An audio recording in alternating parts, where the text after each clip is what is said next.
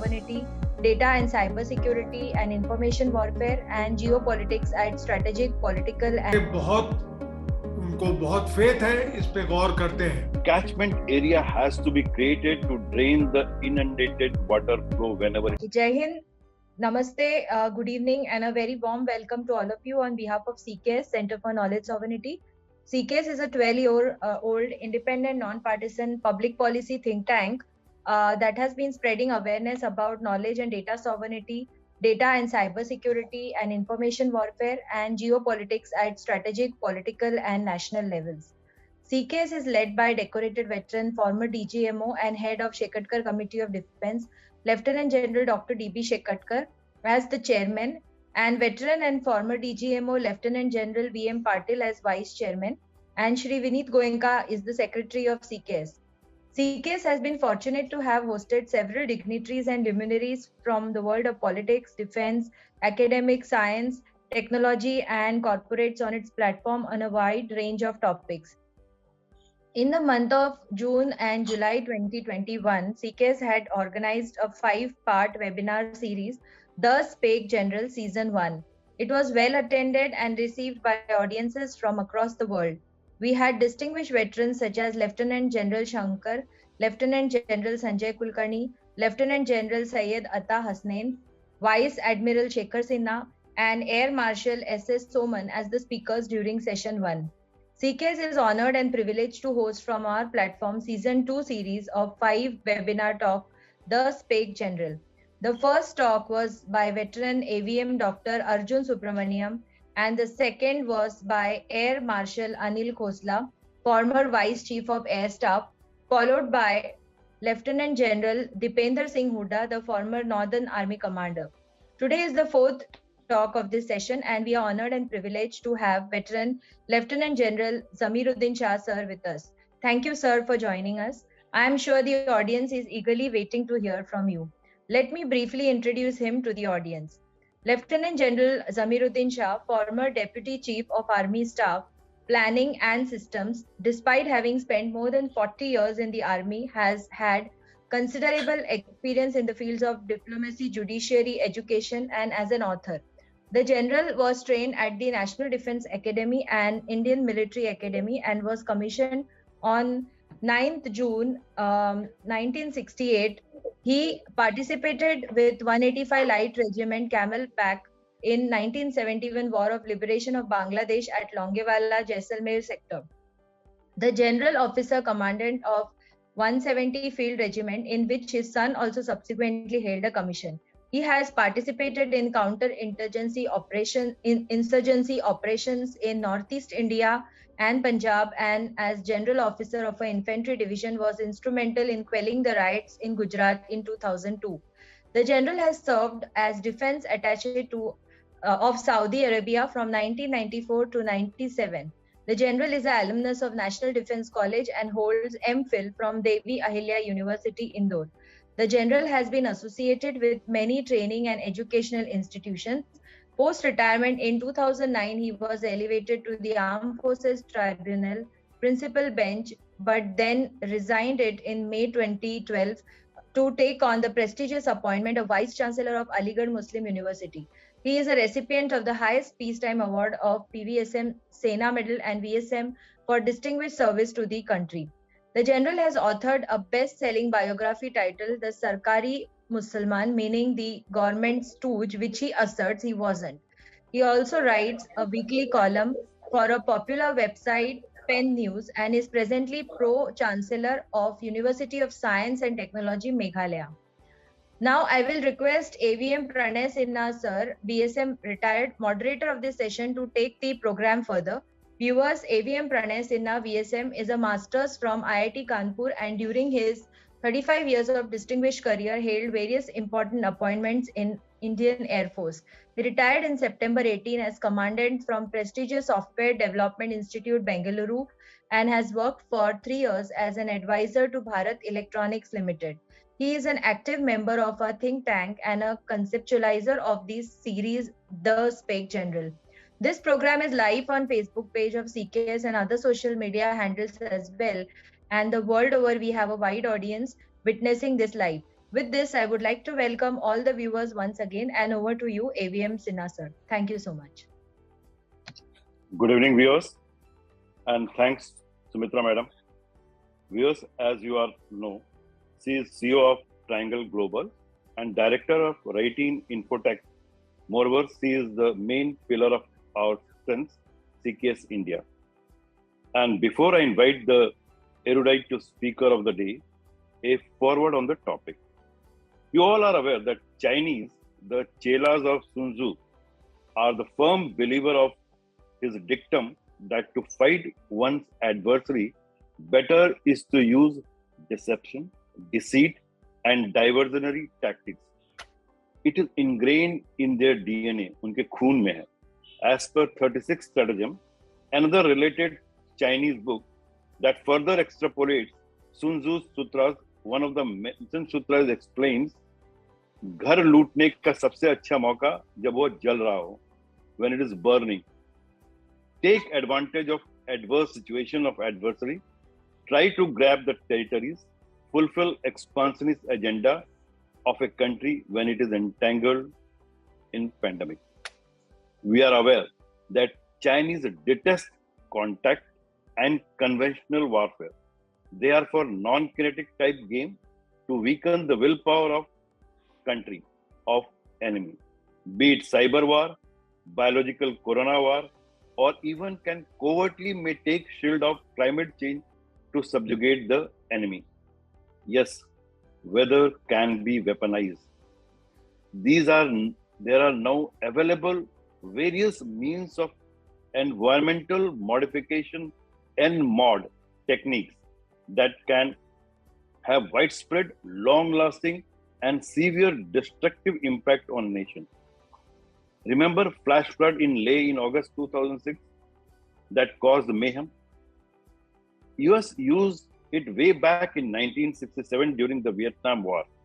Operation Popeye was launched by US Air Force to do cloud seeding and prolong the monsoon, causing heavy rains and flash flood, blocking enemy supply routes.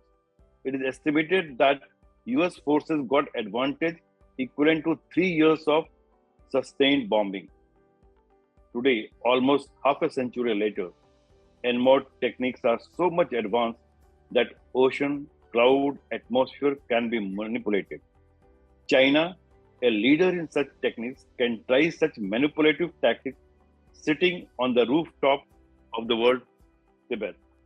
And who else can better explain this new Chinese game than the scholar soldier, ex-Vice Chancellor of Aligarh Muslim University, veteran General Zameer Uddin Shah. Sir, over to you. Greetings to all of you and Jai Hind. I have been reading Sun Tzu a great deal because you must always read what your enemy does. And the Air Marshal has given a quote. I'll give another quote which pertains to the subject. I'm going to speak on weaponizing climate change as it pertains to China. यानी China कैसे मौसम को हथियार बनाता है. This is the subject. Now, Sun Tzu ने लिखा था, the nature of war is such that it avoids heights. That means the nature of water is such that it avoids heights. यानी पानी जो है हमेशा नीची तरफ आता है and hastens to the lowlands. When a dam is broken, the water cascades with irresistible force. यानी जब पानी का बहाव नीचे आता है तो पानी को रोक कोई नहीं सकता. Now the shape of an army resembles water. यानी फौज जो है वो पानी की तरह है. Take advantage of the enemy when he is unprepared. यानी फायदा उठाइए जब आपका दुश्मन तैयार ना हो. Attack when he does not expect it. यानी हमला तब करना चाहिए जब वो कभी भी ये महसूस नहीं करता कि हमला होगा. Avoid his strength and strike his emptiness. जहां दुश्मन खोखला है वहां आप हमला कीजिए। और पानी भी जो जगह खाली होती है, जो जगह खोखली होती है, वहीं जाता है इस रफ्तार से कि पानी को कोई नहीं रोक सकता। ये सुन तजू ने लिखा था, और चीनी जो है इस पे बहुत, उनको बहुत फेथ है, इस पे गौर करते हैं। एक लाइन में और जोड़ना चाहता हूं। लाइन जो है, मैं मौसम, पानी के साथ मौसम को भी जोड़ना चाहता हूं। स्ट्राइक हिज एम्प्टीनेस, जहां जहां खाली जगह हो वहां हमला कीजिए। लाइक वाटर एंड वेदर, यानी पानी और मौसम की तरह, फिर कोई भी आपका मुकाबला नहीं कर सकता है। We have seen the devastating change or the devastating effect of climate change. आप लोगों ने देखा है कि मौसम की बदलाव से क्या इफेक्ट होता है इंसानों पे, कोई उसको, और सबसे बड़ा जो इफेक्ट है वो धरती के यानी अर्थ के पानी पर होता है। ग्लोबल वार्मिंग से बारिशें टाइम पे नहीं गिरती, जब बारिश होती है तो इतनी गिरती है कि सैलाब आ जाता है। तो यही तरीके हैं जो कि चीन जो है हमारे खिलाफ यानी अडॉप्ट करेगा।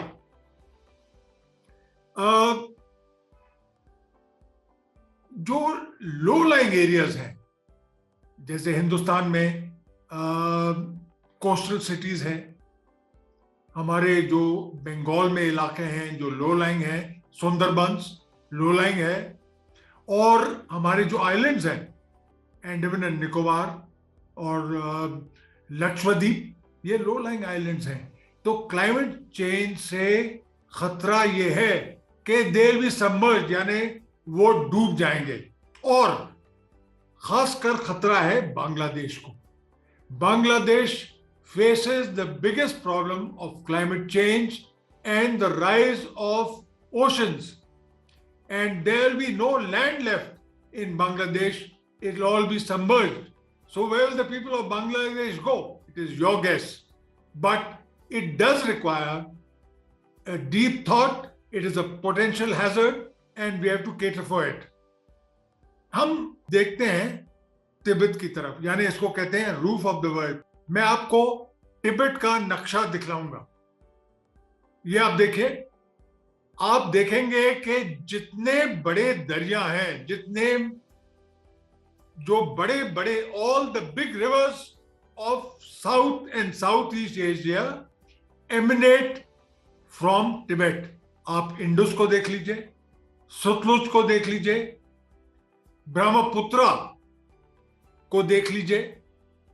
ये सब दरिया जो हैं तिब्बत से एमिनेट होते हैं। हाँ, गंगा नहीं होता, मगर जो ग्लेशियर्स हैं जो कि गंगा को पानी देते हैं, those glaciers which fill the Ganges with water are in Tibet.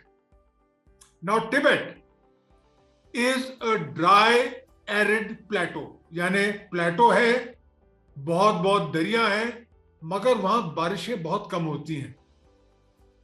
और ग्लोबल वार्मिंग से तिब्बत जो है एक बड़ा खेती का इलाका बन जाएगा। It will become a huge, it will become the granary of China and for the rest of Asia. At the moment, it has very, very sparse population because of the cold climate and lack of water. Although there are a lot of rivers flowing, but rainfall is scanty and not plentiful. So you see, besides the rivers flowing into South Asia, there are other large rivers. For example, the Huangho, the Yangtze-Kiang, and other rivers, the Irrawaddy, and the other rivers flowing through Southeast Asia. So Tibet really is the water reservoir of South and Southeast Asia. That is why it is called the roof of the world. and it is going to be the place where China is going to weaponize climate change. And I said weaponizing climate change means harnessing the force of water. Since the Tibetan Plateau is a shared ecological frontier, यानी कई देशों के बीच में है, an anthropogenic change over the fragile plateau or ecosystem would have severe ramifications over the rest of Southeast and South Asia. And neighboring countries has to be very wary of how Tibet is going to be used by the Chinese. As I said, it is the largest storehouse of fresh water after the North and South poles. All the glaciers are feeding these rivers constantly. Now, with global warming, all that is going to change.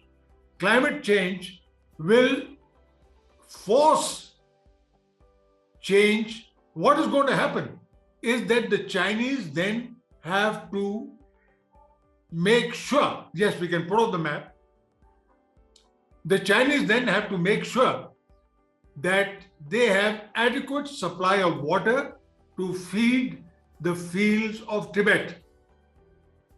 Now, China has therefore embarked on the world's most ambitious cloud seeding program, यानी artificial rain के लिए China ने बहुत progress की है. आपको मालूम होना चाहिए कि 2008 के समर ओलंपिक्स में चाइना ने पहली बार एक बैराज फायर किया था. 1110 बैराजेस फायर किए थे, जिनका मकसद था कि उस 8 घंटे की सेरेमनी में उस इलाके में बारिश नहीं हो. और ये एक्सपेरिमेंट बहुत सक्सेसफुल रहा, जो है opening ceremony of the summer Olympic games बगैर बारिश के कंप्लीट की गई. चाइना जो है दुनिया का सबसे बड़ा इस्तेमाल करता है आर्टिफिशियल रेन, यानी वो रेन को रोक सकते हैं और दूसरा आर्टिफिशियल रेन बना सकते हैं. इसको बोलते हैं क्लाउड सीडिंग, यानी बादलों को हवाई जहाज से सिल्वर आयोडीन या पोटेशियम क्लोराइड को इम्प्रेग्नेट करें और उस इलाके में बारिश गिरती है. दैट मीन्स क्लाउड सीडिंग और artificial rain can be done by cloud seeding, which China has perfected. China has also recently announced a project aimed at bringing artificial rain to an area. यानी उनका ये estimate है कि इस clouding seeding से हम बारिश गिरा सकते हैं बड़े इलाके में. यानी आप कच्छ पेनिनसुला का साइज आप अपने दिमाग में देख लीजिए. ये इलाका 5 टाइम्स बड़ा इलाके में चाइनीज जो है क्लाउड सीडिंग कर सकते हैं, यानी बारिश गिरा सकते हैं. ये इन दोनों चीजों से भारत को होशियार रहना चाहिए. We have got to be very very cautious at the Chinese capability of restricting rain or bringing in floods. दोनों उनके हाथ में है. अब बारिश अगर चाइनीज जो है तिब्बत में बढ़ाएंगे तो क्या असर होगा? जो दरिया हिंदुस्तान और साउथ ईस्ट एशिया में बह रहे हैं उनमें कई गुना जो है पानी बढ़ जाएगा और फ्लड्स होने का खतरा है. चाइना ने it has developed the ability to यानी divert the waters of the rivers flowing into India. Yarlung, Zangbo जो है, जो नाम उन्होंने ब्रह्मपुत्र को दिया है, वो सदर्न बॉर्डर ऑफ तिब्बत से फ्लो करता है और असम में आ जाता है। तो यानी चाइना जो है ब्रह्मपुत्र यानी यारलुंग ज़ैंगबो का पानी जो है डाइवर्ट कर सकता है। और इसका क्या इफेक्ट होगा कि हिंदुस्तान में इलाका जो है, जो कि इस दरिया से इरिगेटेड है, यानी ब्रह्मपुत्र से इरिगेटेड है, वो सूखा पड़ जाएगा। चाइना ने एक बहुत ही बड़ा dam, it is planned a huge dam on the Brahmaputra which is 3 times the size of the 3 gorges dam. जो दुनिया में सबसे बड़े डैम्स हैं, 3 gorges डैम, ये ब्रह्मपुत्र का जो डैम है वो उनसे 3 गुना बड़ा है। तो आप समझ सकते हैं कि कितना पानी का रुकावट ये डैम कर सकता है। While India and China share the flow of the Brahmaputra, the latter has refused to share data which is crucial for issuing early warnings। यानी दोनों मुल्क, चाइना और हिंदुस्तान, दोनों ब्रह्मपुत्र का पानी इस्तेमाल करते हैं, मगर जो टेक्निकल डाटा इस दरिया के बारे में चाइना हिंदुस्तान को वो डेटा नहीं देता, हालांकि बांग्लादेश को जरूर देता है। और अगर मौसम में तब्दीली आई तो फिर आप समझ सकते हैं कि all our ecosystems, precipitation patterns and long term regional climate will be at jeopardy. यानी चीन के पास कैपेबिलिटीज हैं कि पूरा मौसम जो है हिंदुस्तान का, मॉनसून, जाड़े, गर्मी, वो बदल सकेंगे अगर वो कोशिश करेंगे। इससे क्या होगा, इससे हम बच कैसे सकते हैं? We have to raise the importance of information and data sharing, transparency that is at times held hostage to geopolitical dynamics। यानी अभी hostage है चीन, जब अभी tensions है तो चीन कहता है हम आपको डेटा ही नहीं देंगे। 2017 में डोकलम में जब मिलिट्री स्टैंड ऑफ हुआ था तो चीन ने इस दरिया की फ्लो डेटा हिंदुस्तान को नहीं दी और असम में फ्लड्स हुए। यानी हम उस फ्लड के लिए तैयारी नहीं कर सके। जो बड़ा डैम बनाएंगे उसका हमें टेक्निकल डेटा भी नहीं मालूम। और मुझे ये लगता है कि इस डैम को बनने से हमारे रिवर्स सिस्टम को बहुत खतरा है। चाइना क्यों कर रही है? चाइना ने south east Asia Mekong river पे 12 डैम बनाए हैं, 12 डैम, बड़े बड़े डैम। और जो बहुत ही फर्टाइल एरिया था, लेओस, कंबोडिया, वियतनाम और इन सब मुल्कों का जहां मेकोंग फ्लो करती है, मेकोंग दरिया जो है सूखा पड़ गया है। वहां ना काश्तकारी हो रही है, ना मछलियां हैं, तो बहुत बहुत खतरा है। तो इसी तरीके से अगर चाइना ने ब्रह्मपुत्र में पानी रोक दिया तो हिंदुस्तान यानी बंगाल, असम और जो नॉर्थ ईस्ट स्टेट्स हैं उनको एग्रीकल्चरल, इकोनॉमिकली बहुत डैमेज हो सकता है।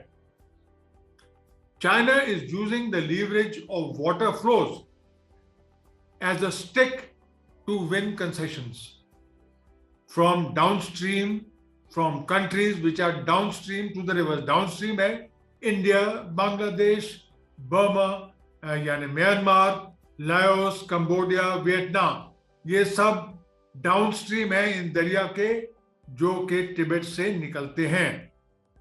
और चाइना जो है, जो टेक्निक उसने साउथ ईस्ट एशिया में इख्तियार की थी, वही टेक्निक अगर टेंशन चाइना के साथ बढ़ेंगे तो हिंदुस्तान के खिलाफ इस्तेमाल करेगा। इंडिया को क्या करना चाहिए? India should therefore seek to strengthen monitoring capabilities, यानी हमें कैपेबिलिटीज होनी चाहिए कि हमें सैटेलाइट इमेजरी से और दूसरे टेक्निक से हमें पता लगना चाहिए कि चीन जो है क्या कार्रवाई कर रहा है दरिया के रिलेटेड टू द दरिया। GPS positioning, geographical information and remote sensing, ये 3 तरीके हैं जो कि हम इस्तेमाल कर सकते हैं। India should keep a strict vigil of Chinese activities and prepare itself for an effective counter response, यानी काउंटर रिस्पॉन्स जो है हमें जरूर करना होगा। अगर हम नहीं करेंगे तो चोट खाएंगे। The amount of rainfall during the monsoons cause rivers such as the Brahmaputra to overflow, और अगर इसमें और पानी पड़ गया, अगर चीन ने डैम का पानी बिल्कुल खोल दिया तो गर्क हो जाएगा पूरा असम, और हमें इसके लिए तैयार रहना चाहिए। आपने देखा है कि 2017 में जो असम में फ्लडिंग हुई उसमें हजारों लोग, यानी 100 से ज्यादा की तादाद में लोगों की मौत हुई, और 29 डिस्ट्रिक्ट असम के बिल्कुल पानी के नीचे हो गए। जो ब्रह्मपुत्र का फ्रेजाइल इकोसिस्टम है, उसके लिए अगर उसके खिलाफ अगर चीन क्लाउड सीडिंग करेगा, जो कि उसका एम्बिशन है तिब्बत में, तो पानी बहुत बढ़ेगा ब्रह्मपुत्र में। तो हिंदुस्तान को कैचमेंट एरियाज तैयार कर लेने चाहिए। We have to prepare catchment areas where this excess water can be drained into and subsequently used in dry periods. This is the solution in case China goes ahead with its stratagem of using river waters to inundate parts of India. That means prepare catchment areas which will fill up with this water and then it can be used later on. We have also to ensure that we keep a tab on the flow of water. That means we can give flood warning wherever required. That means we need to establish metro stations which would enhance India's capability to pick up suspicious activity and possible use of climate change and water by the Chinese. If China resorts to strategic flooding of the Brahmaputra, we have to be ready for it. As I have already said, that we have to be prepared. It is a long-term project. Also, important is the interlinking of our rivers.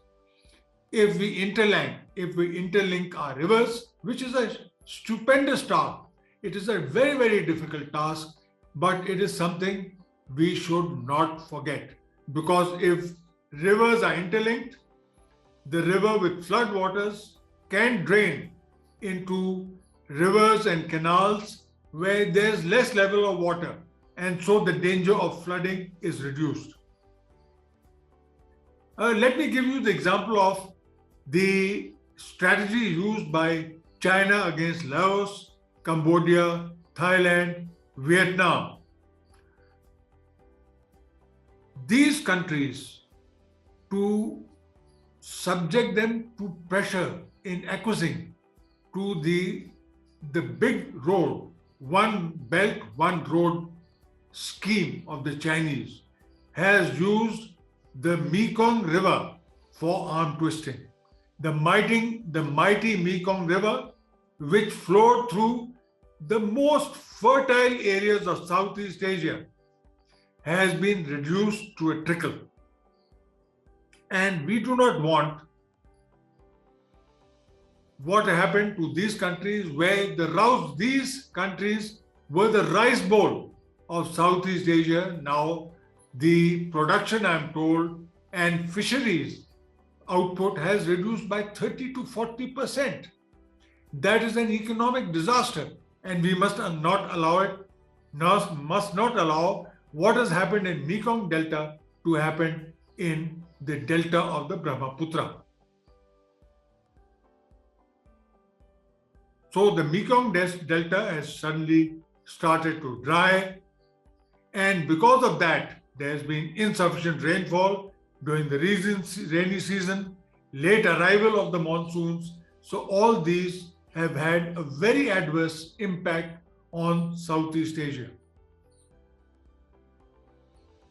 In Vietnam, the drying up of the Mekong has resulted in salt water intrusion. यानी जब दरिया का पानी बहाव से आता है तो समंदर का जो नमकीन पानी है वो दूर हटाता जाता है, मगर जहां दरिया का बहाव कम हुआ तो समंदर का नमकीन पानी जो है ओवरलैंड आ जाता है, यानी एग्रीकल्चरल फील्ड्स बिकम सैलाइन, नमक आ जाता है खेतों में, और एग्रीकल्चर के लिए ये बहुत ही नुकसानदेह चीज है.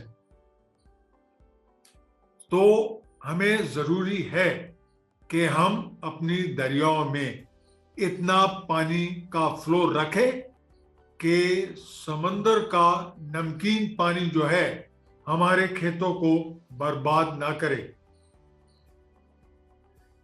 In the past, China and downstream nations, India is also a downstream nation to China. It shared satellite imagery, but not anymore, because it has got a plan with which we must not be surprised.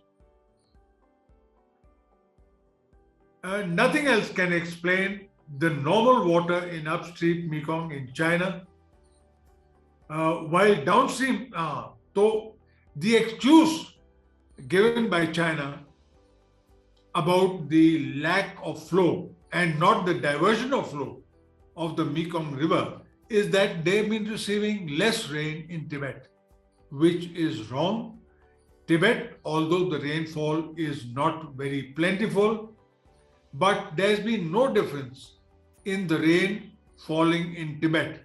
So this is all a lame excuse given by China to reduce or to justify or to explain how the Mekong River has almost become dry.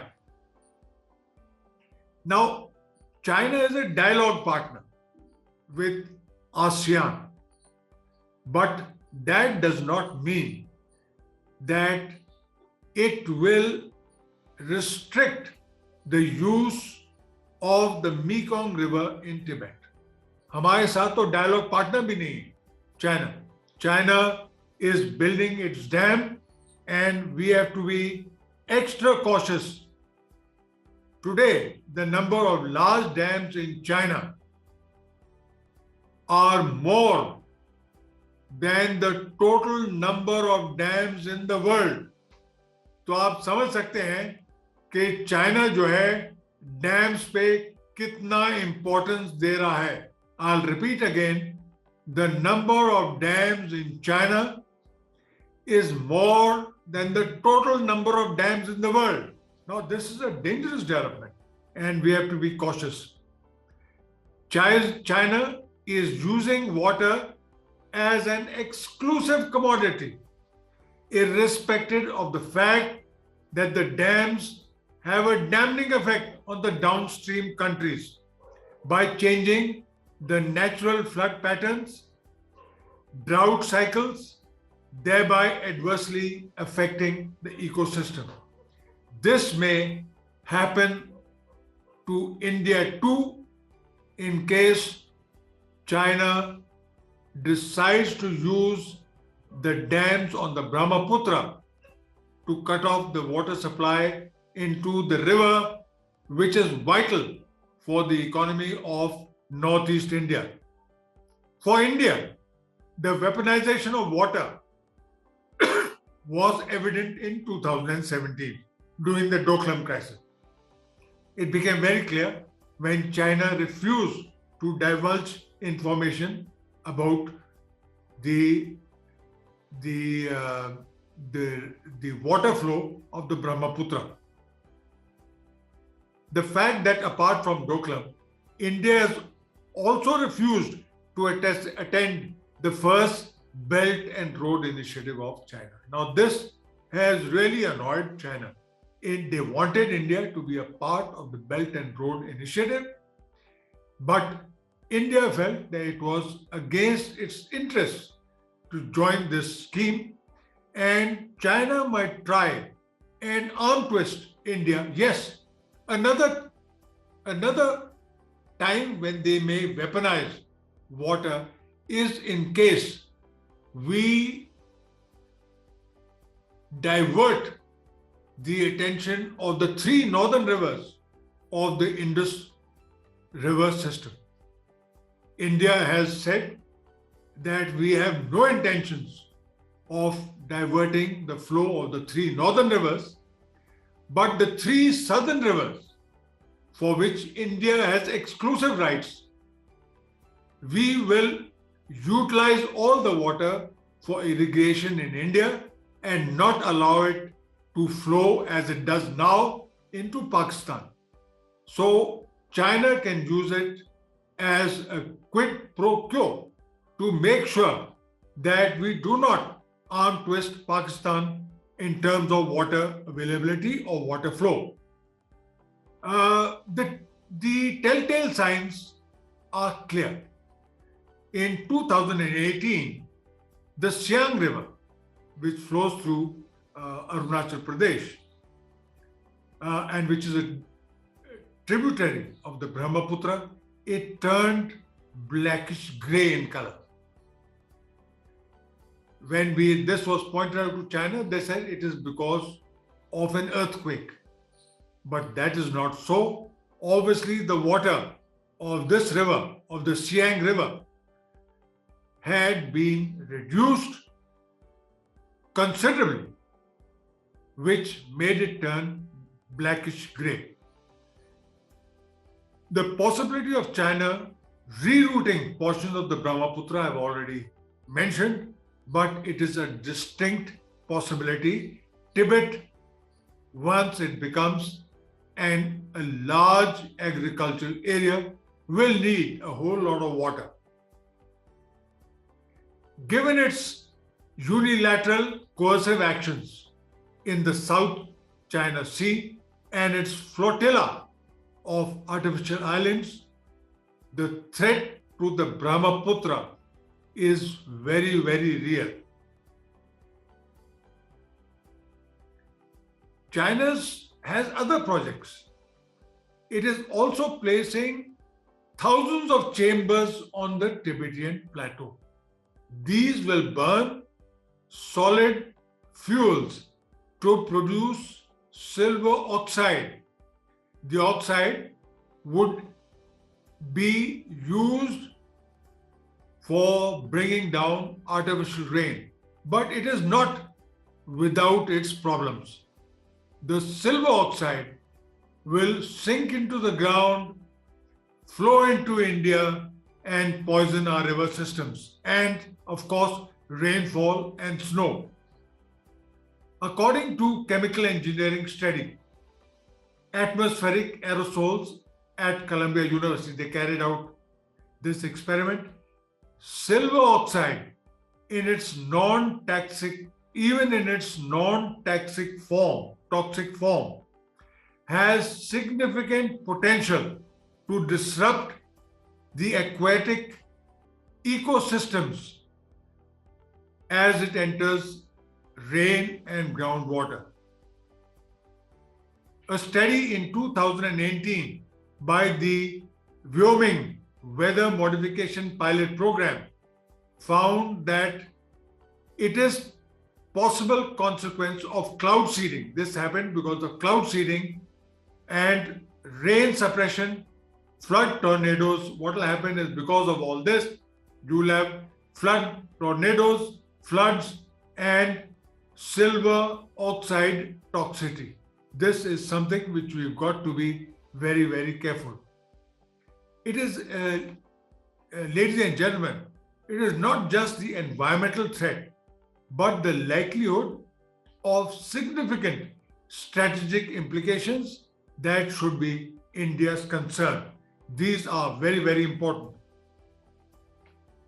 The Sino-Indian bilateral relationship has remained tense. You all are aware of it in recent years owing to their ongoing boundary dispute. We have a boundary dispute with China, discontentment related to trade imbalances, and military standoff between the two countries at the Himalayan plateau. These are something which will shape future Chinese strategy and policy. China may use its weather modification technology as a strategic weapon against India to distort weather, bring about weather change, climate change, unleash flash floods, and even droughts during times of strained relationship or, God forbid, in case of a conflict. Such a strategy was to increase rainfall during monsoon season, to make the terrain muddy and difficult to traverse for the armies, in case of an army, in case of a riposte by India. The terrain can be flooded and riposte by Indian forces will not be possible. China has already begun to employ the unconventional tools of coercive water diplomacy by denying the flood warning data on river Brahmaputra, as I've already mentioned, to India. And this is very, very important in case of a standoff. Insofar as strategic implications of weather modification is concerned, India should ensure that China does not breach the UN's Environmental Modification Convention, which prohibits states from engaging in military or any other hostile activity to alter the environment. This is, and which will have long-lasting or severe effects as a means of destruction, damage, or injury to any other state. We must ensure that China sticks to the Convention of the United Nations. I've already mentioned, we've got to the how do we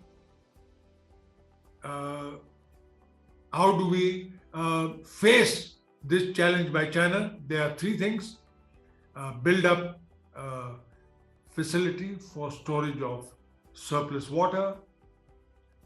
We've got to monitor Chinese activities, and we've got to ensure that China sticks to the UN Convention. Given that China is increasingly employing unconventional means of diplomacy across the region, India should accordingly prepare counter plans. I do hope that our plans are ready to counter China's use of weather the most important factor in climate change being water. This is very, very important, and we have got to be careful about it. So, ladies and gentlemen, those are a few of my thoughts. We must read Sun Tzu. Sun Tzu, I have a large number of books presented to me by Chinese delegations when they visited army headquarters in better times. I have read through them. There's a lot of wisdom in what Sun Tzu has written, and you must read what your adversary is going to read. Thank you very much, and wishing all of you a safety and good health. Thank you very much. Thanks, sir. It was really enlightening talk. I think CKS के हमारे all viewers will definitely agree with me कि इतना enlightening talk on whether water can be weaponized. It's a really very, very informative, and I think this whole new dimension will be also be considered by our top military and the MOD people, because this is going to be the future of the warfare, which Chinese definitely, as per Sir Sun Tzu के चेले हैं, वो जरूर इस तरह की बातें करेंगे. पानी दरिया का सैलाब से आपको डुबोएंगे, and not only that, Sir has given takeaways, and this should be our China study group should consider this as a input, monitoring capabilities, GPS and remote sensing, because Tibet is going to be the table where they will play their game.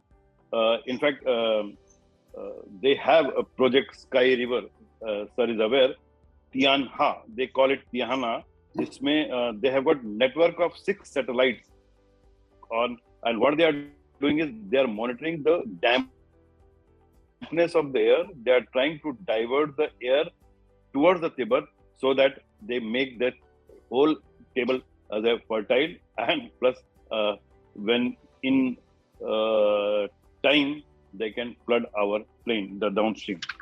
In fact, Sir also said that strict vigilance is very much important, and two very, very important things which our planners, our Niti Aayog and the planners should consider, that catchment area has to be created to drain the inundated water flow whenever it comes. This is a very, very, very, very sane advice which needs to be considered at the highest level. Interlinking river, yes, this is there in the plan, but needs to be.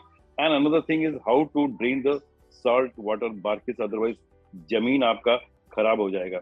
Sir, शुक्रिया आपका कि बहुत एक नया dimension, एक नया आयाम आपने आज दिखाया, हमारे व्यूअर्स को बताया कि how this can be used, this thing. So my first question, though you said that NMOD 76 is a convention, Geneva Convention, but चीनियों को इस कन्वेंशन से कैसे हम बांध सकते हैं? Do they will adhere? You have said sir Doklam के time उन्होंने डाटा शेयरिंग ब्रह्मपुत्र का सब बंद कर दिया, जब देखो तब दादागिरी करते हैं.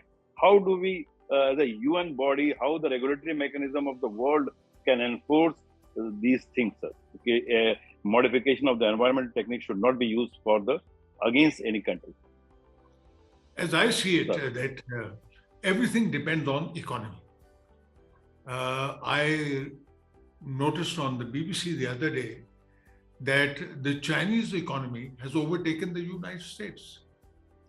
So the economy dictates the direction a country takes and the effect on other countries. If the world is to escape domination by China, or if India is to prevent domination by China, I have always said that India must economically strengthen itself. What does it do? The other day, during a discussion with with Bangladeshi officers and the ambassador, I proposed the idea that to become a vibrant economy, India must forget about SARC. SARC is a no-getter. It has led us nowhere. The relationship with Pakistan is so bitter that SARC will not get anywhere. We have to look towards the southeast, towards ASEAN, to become a strong, vibrant nation. Unless we do that, we'll always remain hostage to Chinese blackmail, Chinese actions against us. And if the whole of Southeast Asia, which is facing the brunt of the water wars of China, the Mekong Delta, I pointed it out. If India, Bangladesh, and the ASEAN countries as at present, if we all unite and join ASEAN, I say there's nothing wrong. We should strengthen our economy. We should militarily, of course, that depends on the economy, how strong we are. Unless we are economically strong, we cannot have the military prowess. So I think the way out is ASEAN. We need the whole of the Southeast. I mean, we can, although we call ourselves South Asian, we can say we are Southeast Asians. What is the problem? So that is the way forward, and that is what I recommend. No, sir. Southeast Asia is, we have to look east, southeast, and trade. Atmanirbhar Bharat is a solution. We have to stand up to it. I don't think, sir, anybody can disagree on this point, sir. This is the solution. Sir, one of regular viewer, Mr. Dharamveer Bondwala, he has asked, again, he has said that China study group आप लोगों ने बनवाया है, ये क्या इन सब चीजों, this type of dimension of warfare. And दो और क्वेश्चन है, थोड़ा सा हटके है सर सब्जेक्ट से कि what is the counter India can deploy?